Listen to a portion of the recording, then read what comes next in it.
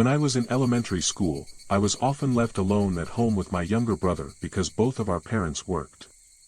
At that time, I was in the 6th grade. I would usually come home from school, use the key hidden in the back of my backpack, and let myself into the house.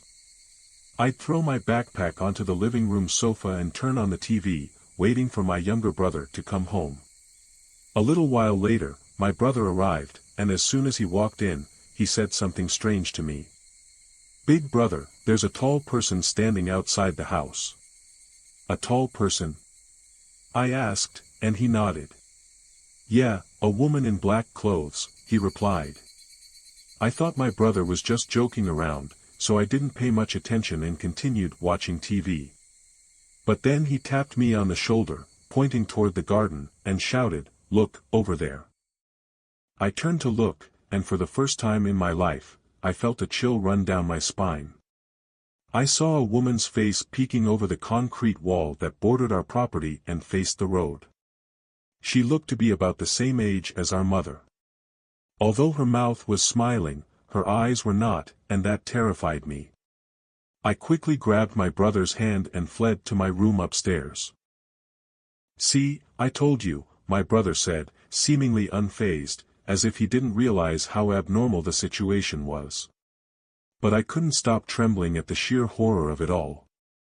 The concrete wall outside our house was over 2 meters high when you considered the difference in height between the road and our property.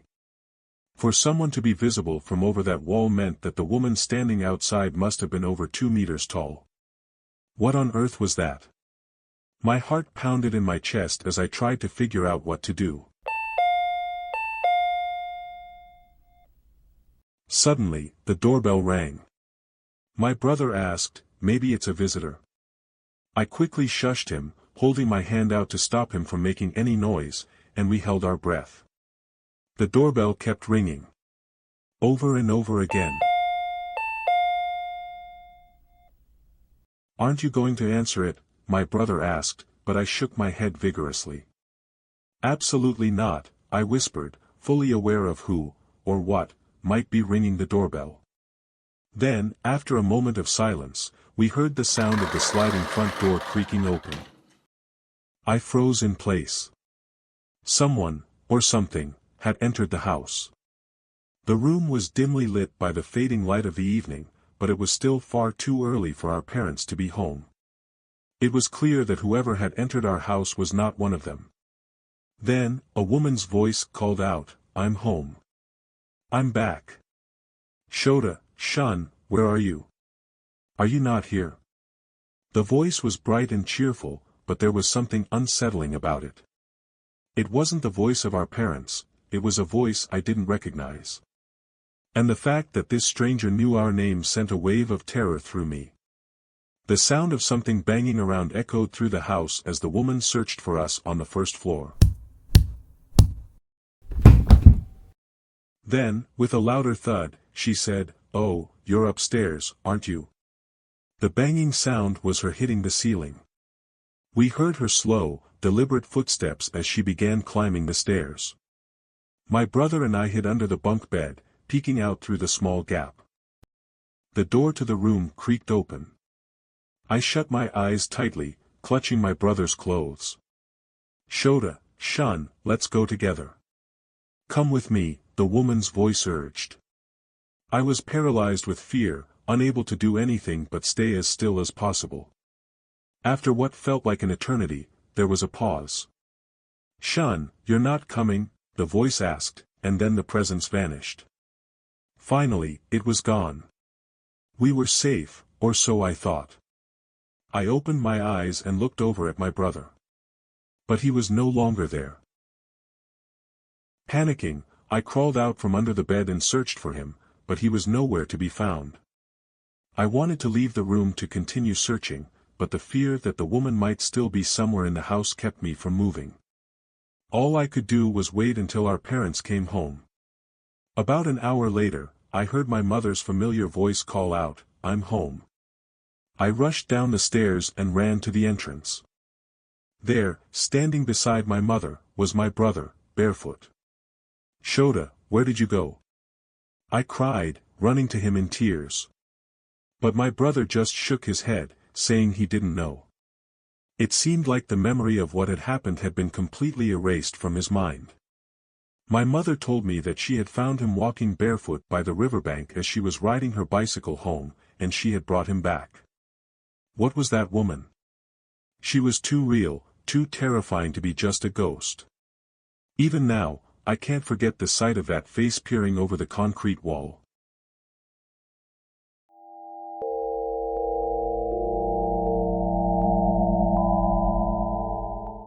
One day, I took my 5-year-old daughter to a small park near our home, where we often played. After about an hour, I told her it was time to go home. Normally, she would listen to me right away, but this time, she stubbornly refused to leave, saying she wanted to stay a little longer. I thought it would be fine if we stayed for a little more time, so I let her continue playing. I sat on a bench and watched her play in the sandbox. But instead of playing, she just stood there, completely still. She didn't seem to be having any fun. I wondered if her stomach hurt or something, so I asked her, but she said she was fine. Yet, she continued to stand in the sandbox, occasionally glancing around as if searching for something, but she didn't move or play. I told her, "All right, let's go home now," but again, she refused. When I asked her why she didn't want to leave, she said, "I'm waiting for Kana-chan to come." Apparently, she didn't want to leave because she was waiting for her friend, Kana-chan. However, my daughter didn't have a friend named Kana-chan. There was no one by that name at her kindergarten, nor did we know any children in the neighborhood with that name. So I asked, "Where did you become friends with this Kana-chan?" She said, "I promised her in a dream." Ah, so it was just a dream, I thought. I told her, if you made that promise in a dream, then you need to play with her in your dream too. She seemed to accept that explanation, and we finally left the park. On our way home, my daughter kept talking about that dream, so I just responded with, aha, not paying too much attention. Then she said, "Kana-chan told me she's waiting with Mini-chan too." That made me stop in my tracks. Mini-chan was the nickname I had when I was my daughter's age. There was no way my daughter could have known that, so I asked her, "Who's Mini-chan?" She smiled innocently and said, "You, Mommy." At that moment, a memory came rushing back to me. When I was around my daughter's age, I used to play with a girl named Kana-chan. But one day, she suddenly stopped coming to play with me. My parents told me she had moved far away, and at the time, I just accepted it and didn't think much about it. But now that I think about it, it was so abrupt, and it seemed strange. So, later, I asked my mother about Kana-chan. At first, my mother pretended not to know, but when I persisted, she finally told me the truth. Kana-chan hadn't moved away, she had passed away. My parents had lied to me because they thought the truth would be too much for me to handle at such a young age. After that, I prayed for Kana-chan to rest in peace, together with my daughter. Since then, my daughter hasn't mentioned Kana-chan again, nor has she seen her in any more dreams.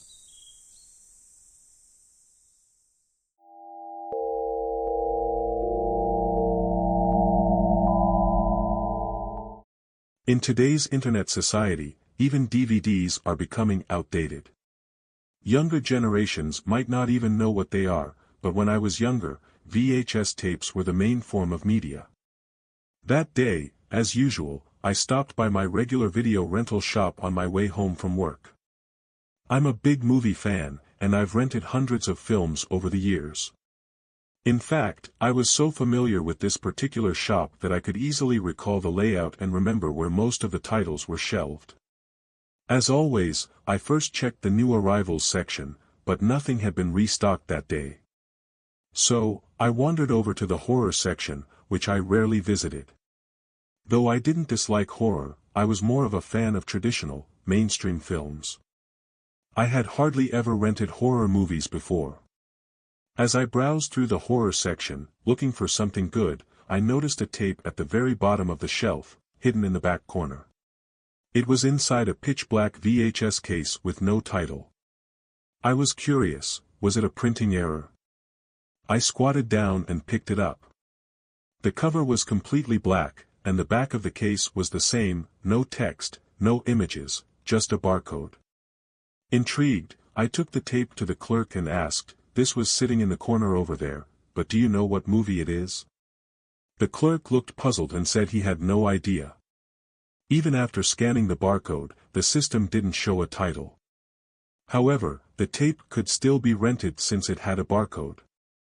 Since none of the new arrivals interested me, I decided to take a chance on this mysterious black tape. After leaving the shop, I grabbed a few beers from a convenience store and walked home along a familiar road I had traveled for over 15 years. Once home, I cracked open a beer and slid the black, titleless tape into my well-worn VCR. It was at that moment I realized I might have made a huge mistake. There was a strong possibility that the tape was damaged or blank, and if that were the case, I would have wasted my night. Why hadn't I rented something else as a backup? I cursed my stupidity and half-heartedly pressed play. At first, nothing appeared but static. "Of course," I muttered, feeling disappointed. But just as I was about to give up, the static stopped, and a dim image appeared on the screen. It was a long, deserted road at night, with a few scattered houses lining the sides. "Oh, something's starting," I thought, suddenly excited. For the next 3 minutes, the camera simply lingered on the empty road. Then, in the distance, a figure appeared, running toward the camera. As the figure approached, I could make out more details: a man, shirtless, with a shaved head and muscular build, wearing nothing but a loincloth. In one hand, he held a crowbar, the kind used for demolishing buildings, and in the other hand, a kitchen knife, which was taped to his fist with duct tape. His face twisted into a terrifying expression, his eyes were slanted upwards, and his whole demeanor exuded an eerie, demonic intensity. The man's gaze was locked directly on the camera. As he got closer, the camera began to move with him, following behind as he ran down the road. I found myself thinking, this must be some low-budget B-horror movie. I was amused, thinking it was strange but still interested. 20 minutes passed, and the video still showed nothing but this odd man running down the road. The novelty started to wear off, and I began to grow bored. Just as I was about to turn it off, I suddenly recognized the surroundings. The road he was running on looked disturbingly familiar. It was near my neighborhood. Could this have been filmed around here? Then it hit me, the man was approaching my building. No way, I thought, feeling a surge of excitement mixed with unease. He entered my apartment complex, and I started to feel truly uncomfortable. It was uncanny. Could this just be a coincidence? I watched as the man rode the elevator. My building had a small elevator that could only hold about 3 people at a time, so as the man's face drew closer to the camera, I saw something even more disturbing. His eyes were bloodshot and almost dripping with blood. His expression was filled with an unnatural rage. It was too realistic for special effects from that time period. This wasn't makeup. The elevator stopped on the 6th floor, my floor. At that moment, a chill ran down my spine. The man charged out of the elevator and began sprinting down the hallway. I could hear his footsteps echoing in my own hallway, coming closer and closer to my door. My heart pounded in my chest, and sweat poured down my face. I watched in horror as the man reached the door to my apartment and began bashing it with the crowbar. At the same time, I heard loud banging from my own front door. I couldn't comprehend what was happening, but it was real. On the screen, the man's terrifying figure continued to slam the crowbar against my door, his knife taped to his hand, ready to strike. Panicking, I rushed to stop the tape, and as soon as I did, the banging at my door ceased. Silence. I sat there, drenched in sweat, feeling as if I had narrowly escaped death. Trembling, I cautiously approached the door, but when I opened it, everything seemed normal. Nothing was out of place. What just happened? What would have happened if I hadn't stopped the tape? The next day, I returned the tape to the rental shop, but when I arrived, I found the shop closed. A handwritten note on the shutter read, "Closed for business." I immediately went to the convenience store and threw the black tape into the trash, not even hesitating for a second.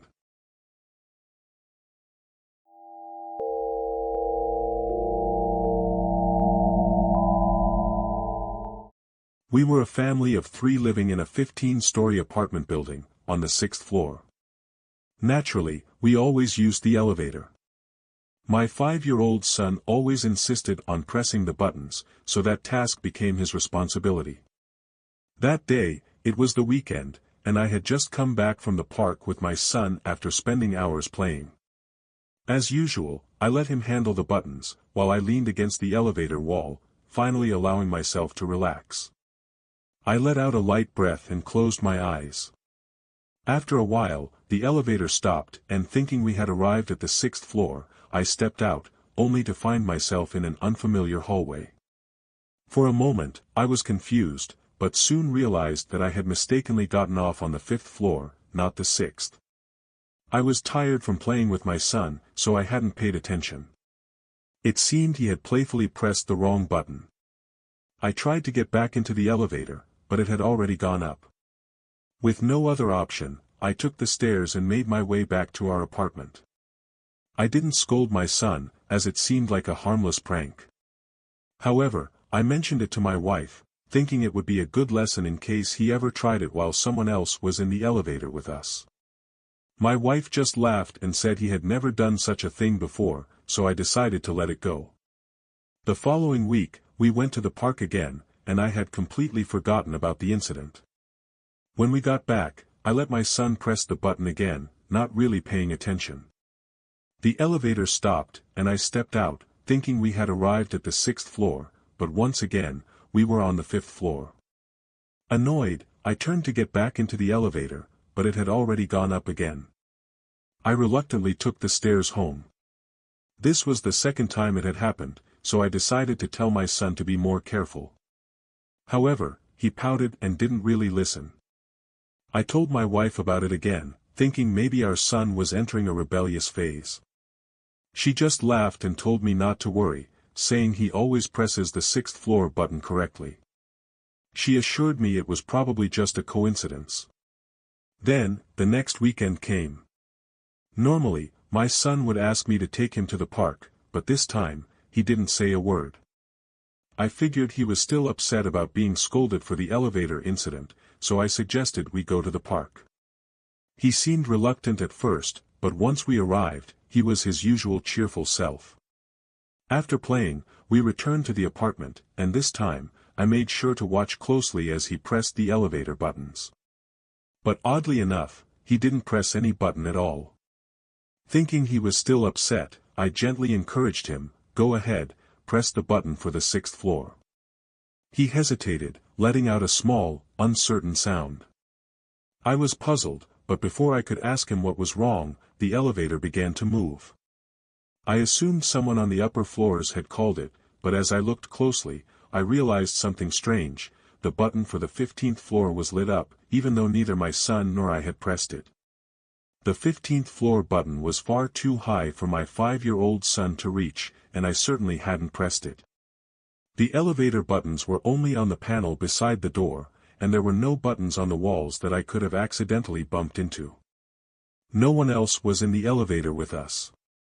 Growing increasingly uneasy, I hurriedly pressed the button for the 6th floor. Even after returning home, I couldn't shake the eerie feeling that something strange had happened. What bothered me most was why my son had hesitated to press the button in the first place. When I asked him about it, he said that there had been a woman standing in front of the buttons, and that's why he couldn't press them. Of course, there was no one else in the elevator with us. Yet, my son insisted that the woman had been there, not just that time, but also during the previous incidents, blocking the button for the 6th floor. That's why he had ended up pressing the 5th floor button instead.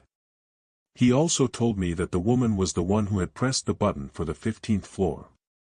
Now that I thought about it, both times when I had mistakenly gotten off on the 5th floor, the elevator had immediately gone up afterwards. I had assumed it was just a coincidence, that someone from the upper floors had called it. But now, I wasn't so sure. You might think it's foolish to believe in what a child says, or that the elevator was simply malfunctioning. But there was something else about this apartment that made me take my son's words seriously. The 15th floor only had one apartment, where the son of the building's owner and his wife had lived until a few months ago. Tragically, the wife had fallen from the balcony and died. No one knew whether it was an accident or a suicide.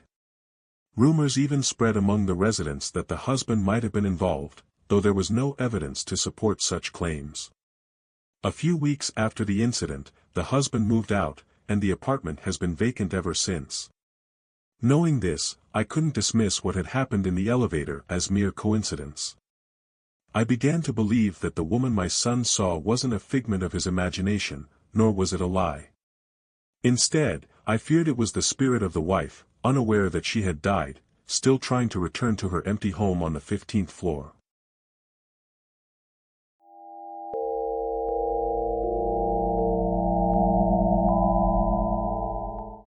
I usually wear a set of prayer beads, juzu, at all times. This is the story of how I began wearing them. Ever since I was a child, I could see and talk to spirits. Naturally, this led to many frightening experiences. For instance, a man in a suit, covered in blood, once stood outside my window in the middle of the night, begging me for help. On another occasion, I found myself paralyzed, only to see a shadowy figure slip through the walls of my room. Such incidents happened regularly. Frightened, I sought advice from the monk at a nearby temple where I often visited. He told me that my room was built along a spiritual path and that my heightened sensitivity to spirits might be due to our wavelengths aligning. He said, "You have a stronger spiritual sense than most, and you'll probably experience many things in your life. But instead of being afraid, pray for those spirits to rest in peace." He also recommended that I wear a set of prayer beads. However, being a child at the time, I didn't want to carry around prayer beads, nor did I ask my parents to buy me any. As a result, time passed, and the spiritual phenomena continued, making my life quite difficult. By the time I finished elementary school, I had forgotten most of those incidents, but during the summer and winter vacations, I would still practice simple temple rituals and memorize sutras. Whenever I experienced sleep paralysis, would recite the sutras until the feeling passed. When I entered middle school, my friends and I would often stay up late, and sometimes they suggested we do things like tests of courage. I would always refuse to go, but I would accompany them up to a certain point before stopping, telling them it was as far as I could go. When they returned, some of them would often have brought spirits back with them. I would tap their backs until the spirits detached themselves and attached to me. They were never particularly malevolent, so I didn't mind too much, but I would still go to the temple for purification. However, after I turned 20, my spiritual sensitivity suddenly disappeared. I couldn't sense anything anymore. I spent several peaceful years like this, thinking that I would never see spirits again. But one day, through a friend, I was introduced to someone who specialized in selling prayer beads. At that time, unlike when I was a child, prayer beads were considered fashionable, thanks to the popularity of power stones. I decided to buy a set of beads from this person. But shortly after, strange things began happening again, as if my spiritual sensitivity had returned. When I told the seller about this, they gave me a new set of prayer beads. They explained that the crystals in the beads were imbued with spiritual power and would protect me if anything happened. They added, "If the stones ever crack, come to me immediately." The crystals were extremely hard, so I didn't think they could ever break, and I accepted the new beads with some skepticism. That winter, while working on a tunnel construction project, I encountered something strange. A large black insect, about the size of a hand, flew straight toward my face while I was working inside the tunnel. Instinctively, I swatted it away with my arm, and in that instant, the prayer beads I was wearing shattered into pieces. When I looked around, the insect had vanished. It was the middle of winter, and the tunnel wasn't yet fully excavated. There was no way an insect could have been there. I started to wonder, was it really an insect? And why did the beads shatter? The more I thought about it, the more frightened I became. I went straight to the prayer bead seller and told them what had happened. The seller suggested that the tunnel project hadn't been properly consecrated before construction, which might have disturbed the mountain spirits or other entities, and they may have been trying to communicate with me. It was later revealed that the tunnel had indeed not been properly consecrated. The seller gave me a new set of wooden prayer beads, explaining that if I kept them with me at all times, even the strongest spirits would have a hard time approaching me. From then on, I never went to work without those prayer beads. During this time, no strange incidents occurred, but around the time I left the tunnel construction project, there was a surge in accidents at the site. Fortunately, no one was killed, but the number of accidents was so high that the project had to be temporarily halted. It was then discovered that the proper rituals had not been performed before construction began. Only after a proper consecration ceremony was held did the project resume, and the accidents ceased. When I returned to the site, I saw a woman standing at the entrance of the tunnel. This was odd, as it was a restricted area, and women were not typically involved in tunnel construction work. In fact, there used to be a belief that the mountain gods, who were said to be female, would become jealous if women entered their domain. While this belief had largely faded, some workers still took it seriously. As I walked past the woman, I suddenly heard a voice in my ear, "You are strong. Keep that power with you." When I turned around, the woman was gone. I asked my co-workers if they had seen the woman, but no one else had noticed her. They told me not to joke about such things, fearing another accident. Despite the unsettling experience, nothing bad happened afterward. The tunnel was completed successfully. I now believe the woman I saw may have been the mountain spirit herself. Unlike the other spiritual encounters I'd had, her presence didn't feel malicious or frightening. Since then, I've kept my wooden prayer beads close to me at all times. I believe they carry a powerful energy, one that even the mountain spirit praised. After all, no accidents occurred while I had them. Although strange things still happen from time to time, the malevolent spirits no longer come near. I plan to continue cherishing these prayer beads and keeping them close.